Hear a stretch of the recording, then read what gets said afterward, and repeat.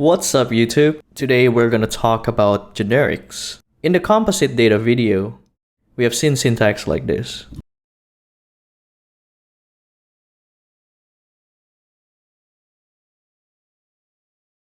So if you take a look at this code block, you see this kind of syntax: array and then open angle brackets, string and then open close brackets. The data type inside the angle bracket indicates what type of array that is. For example, here, this is an array of string. You can also make an array of numbers by writing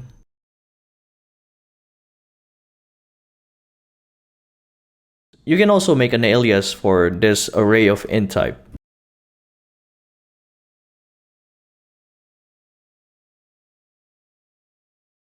And if you actually change the data type inside the array, ReScript will actually complain.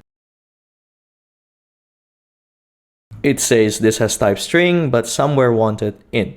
So hello is of type string, but we really want an int here in this array. What if we want to use this type, my special array, with a different data type, not just int, not just string, but anything? We can actually parameterize the data type so we can fill it out later with concrete data type. This is called generics. We see here that my special array now has a parameter. This parameter is single quote A, and this parameter will be assigned into this angle brackets here. Now we can use it for different data types.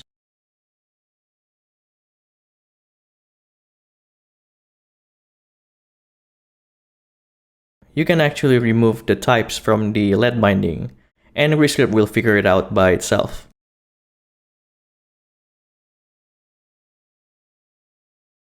As you might have guessed, we can do the same thing with other composite data types. For example, we're gonna do it with record.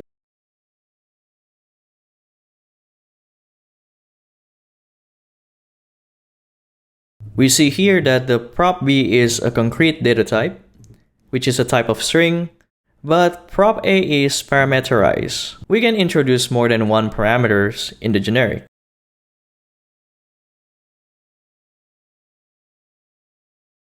If we try to put the wrong type, ReScript will complain.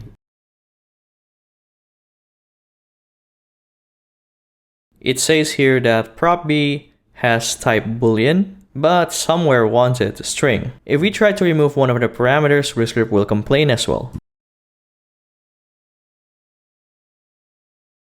It says the type constructor my superb data expects 2 arguments, but is here applied to 1 argument. Alright, that's all for today. Let me know down below if you have any questions. If you like this type of content, don't forget to like and subscribe. See you next time.